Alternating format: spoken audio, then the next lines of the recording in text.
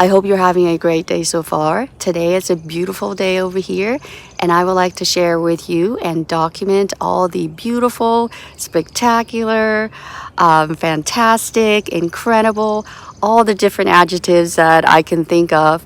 I feel like this garden right now is displaying all the different adjectives that I just mentioned.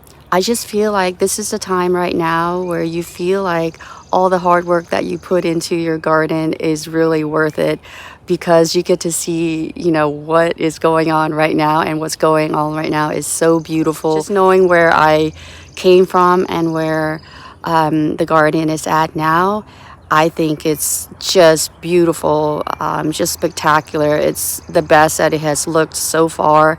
And I just wanted to share that with you and to also document that. So today is all about the beautiful, incredible, fantastic, amazing, fabulous. I don't know if I said all the different adjectives already.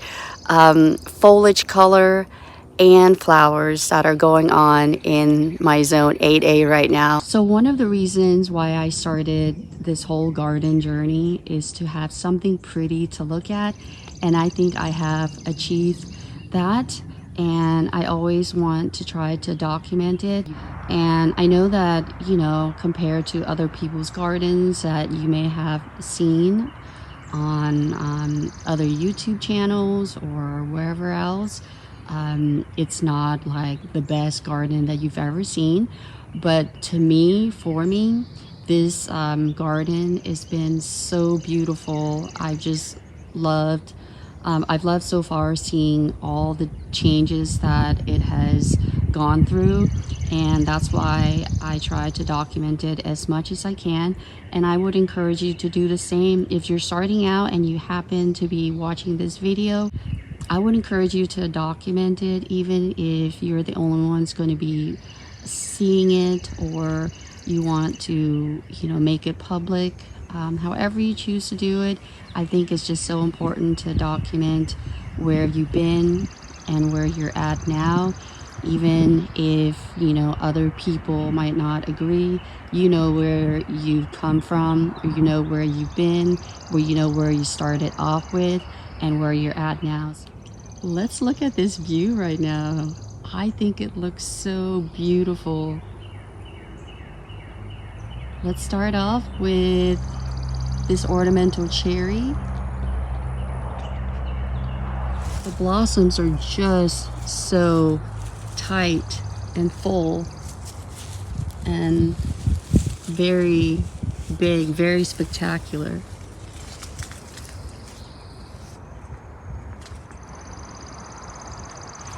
And if you notice, I uploaded an extra video today, so some of you may have already seen it, what this base looks like.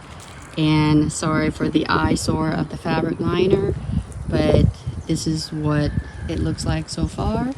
And it's a journey. I have to remind myself that it's okay to show some not so pretty stuff, and I know that I have quite a few of those. Before we cross the bridge, let's go this way and visit that banana shrub.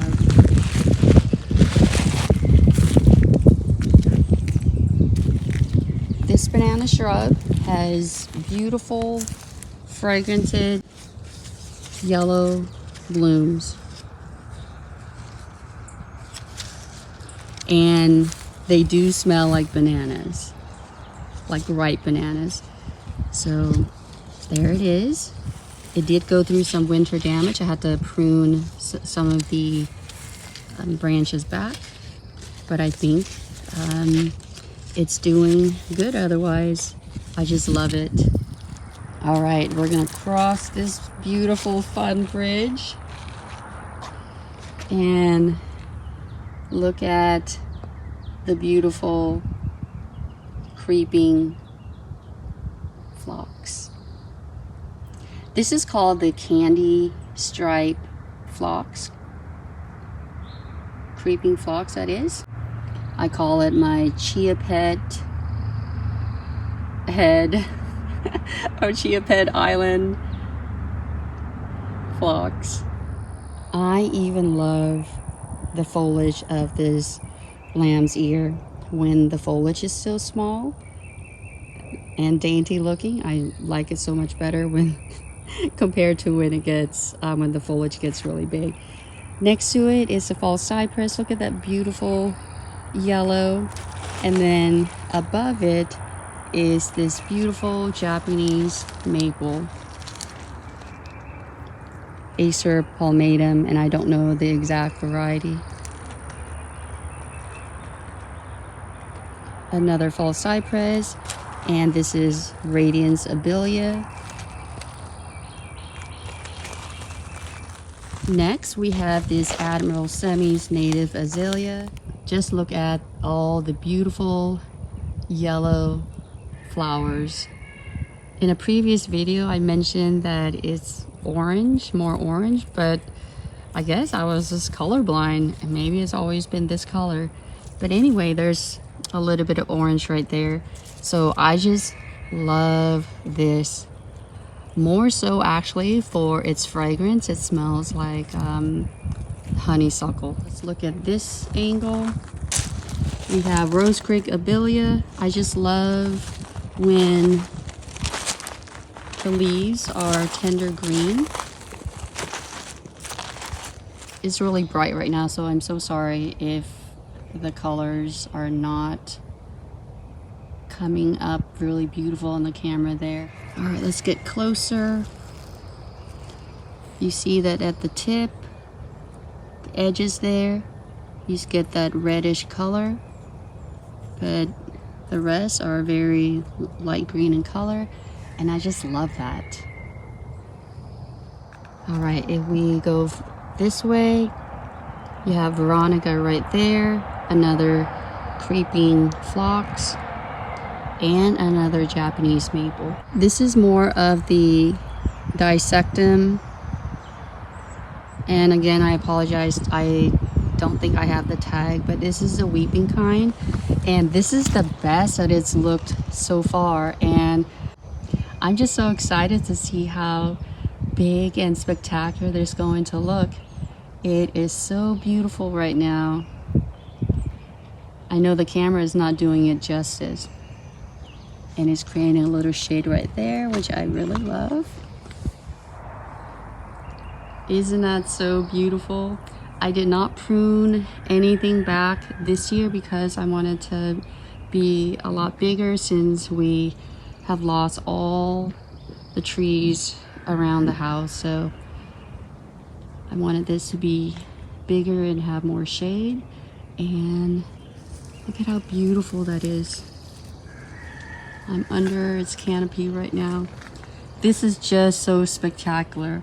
This was original to the house. When we got it, it was probably about 6 feet tall. So it has grown a lot. What I have been doing has been pruning this Japanese maple pretty much every year, and I just love all the different stems. And I do not know the variety of this Japanese maple, but it is one where it has different colors depending on the season. So during the spring, it is this color. It is purplish reddish. During the summer, it is green, and during the fall, it gets that orange reddish color. It's so spectacular. So whenever I see a video or a photo, I could tell what time of or what season it is based on the color of this Japanese maple. So if you have that Japanese maple where it changes color depending on the time of the season, please let me know. So here it is. Isn't that just so beautiful? Look at against the blue sky and against that green or that yellow in the background. Just spectacular. I highly recommend a Japanese maple if you have not gotten one yet. All right, let's go there. Look at that beautiful foliage color. It's yellow with a touch of green. This is the Dicentra. It's also called Bleeding Heart. It's just so beautiful. I just love the airy, soft, delicate foliage. And it looks like I still have some blooms left, but most of it are already gone. All right, so here's the other Japanese maple. This is a weeping maple also. But look at the beautiful foliage. Green, tender green. Let me look at it. Let me adjust this. So I know the camera is not picking it up, but it's light green in color. It's spectacular. I just love it. All right, let's come to all the potted area right here. This is the Heuchera caramel, and it's so beautiful. I would highly recommend this if you don't have it. Look at the underside. It says here, leaves emerge gold in spring, progress to amber and peach. And then it says light pink flowers in midsummer. So this is such a cool Heuchera. All right, and then next to it we have the Japanese painted fern. Look how beautiful that is. Oh, I think I damaged it. I'm so sorry. It's not big yet, but it should get a lot bigger later on. All right, let's come down over here, and I decided to plant that Chinese snowball viburnum over here. Still blooming. It's going to bloom again in the fall, but not as spectacular as, ooh, I got a lizard right there. Not as spectacular as during the spring. Anyway, so this year has been that spectacular regardless because it's small, and I just got it as well. All right, let's head over here. If you see any weeds, please virtually pluck it off for me. All right, if we go to the right, I wanted to show you this Ascot Rainbow Euphorbia. Look at how spectacular that looks. So here are the blooms.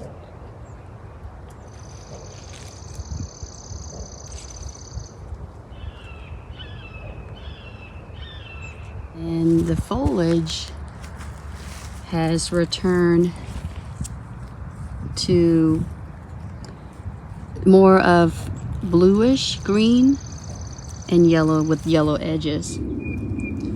Anyway, I just love it so much.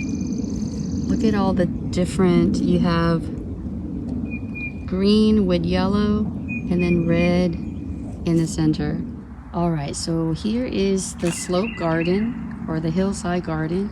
The reason I wanted to show you this is because look at how beautiful everything is on this slope. So I have an unknown azalea right there, and then farther up is that pink creeping phlox, and then these are, oh my goodness, these are daylilies. Look at how beautiful they all look on this slope. Just waiting for that yellow Everarello carex to get bigger, but look at the combination. Even just the pink by itself, it was just pink by itself before, and it was just beautiful. And look at this sea of yellow foliage. I have Coreopsis right there, so you're gonna see another yellow right there when it starts blooming. Just beautiful. I just love it. And look at the sea of gold juniper. It just looks so pretty. Look at that. And then the underside is green, so you get the gold tips. Just beautiful. So now we're looking at the Encore azaleas. These are the autumn sangria variety. This is my foundation, or these are my foundation plants. Just beautiful. I don't know about you, but I don't like it when the azaleas all bloom at once. I just love to see, you know, like blooms here and there, just like right now. All right, so let's head to the woodland garden. So far, I just love this area. This is the Corobel Japanese maple. This is going to be your palmatum as well. I just love it. It's so spectacular. This one just took off. All right, as you can see from this angle, you got some pink magnolia, and those two are the rhododendrons. Can you see that the leaves have been munched on by the deer? But I just love the structure of it. So cool. This is the fairy blush magnolia. So beautiful. And what I love most about it is the fragrance. The fragrance just is amazing. I describe it as ripe bananas fermented in rum. It's just amazing. I wish I had a you know, more of a shadier spot closer to the house, so I could plant this one there, so I could get, you know, to smell the beautiful scents. But unfortunately, I do not have any more shadier spot right now, and I don't want to put this in hot environment. I don't think it will do well. I might need to experiment with it. I'm not sure. All right, let's go over here.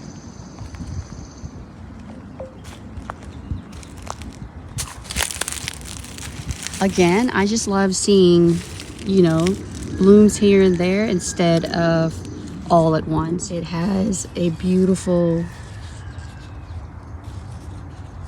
like baby pink color. And then on the inside, it has some red in there. And it's just on one side too. And then on the outside, you get more of that dark pink, like fuchsia. Is it fuchsia? I'm not good in describing my colors, but it's just beautiful. And I do have 4 of them over here. 1, 2, 3, 4. Looks like these 2 are the only ones that are in bloom right now. So we're gonna start here, and then we're gonna get to go this way and end with the Stella Ruby Magnolia. All right, everybody, this is a Florida Elysium. This is the anise plant. Look at how beautiful the flower is. It's so intricate in the way it looks. And then guess what? I thought this was going to be a beautiful fragranted flower, but it smells like a wet dog. I kid you not. I came here to take a smell of it, and I was like, oh my goodness, this just smells like a wet dog. And I noticed that it was attracting flies, which is not good.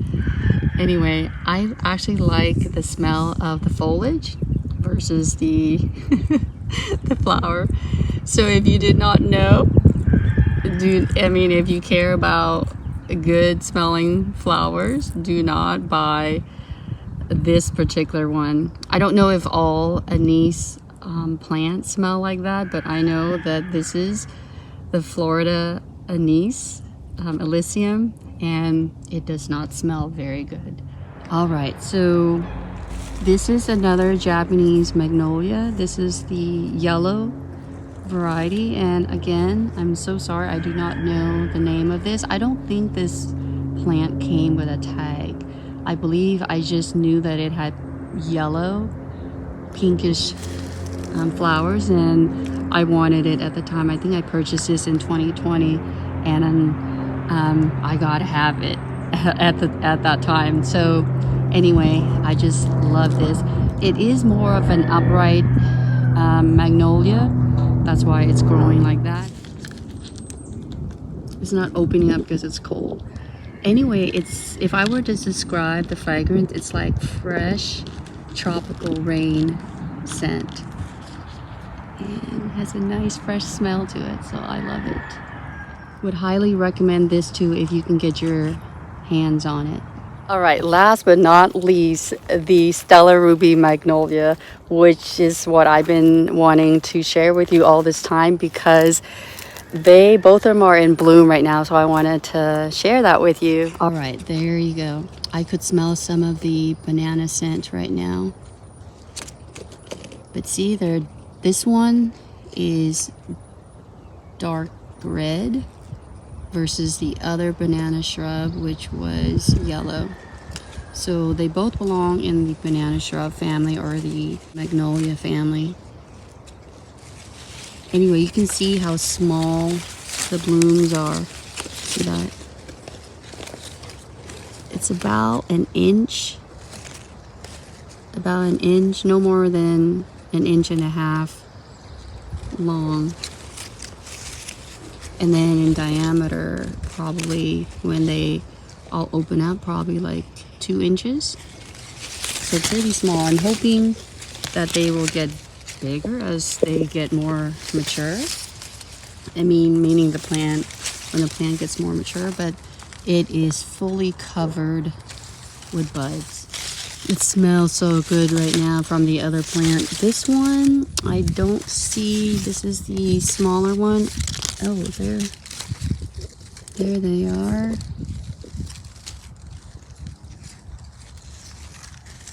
Anyway, I am so happy that I got to capture this on camera for you, the blooms that is, because every time I seem to shoot a video of this, I would miss the blooms. So here they are. Well, I hope you enjoyed seeing all the beautiful foliage colors and flowers in my space here.